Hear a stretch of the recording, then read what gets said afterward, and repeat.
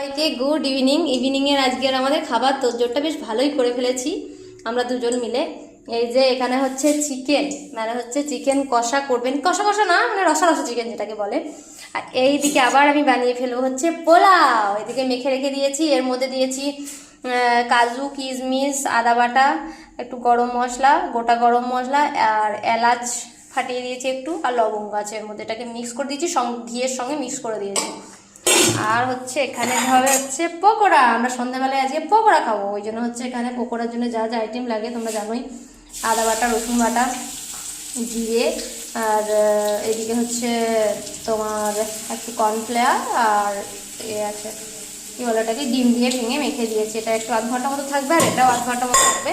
আর এইদিকে ইনি ভাজবে, এইদিকে রান্না করতে লেগেছেন চিকেনটা, আর চিকেনটা হয়ে গেলে তবে এগুলো চাবো, কারণ এগুলো তো টাইমের দরকার আছে, তো ওই জন্য এটা করে নিচ্ছি।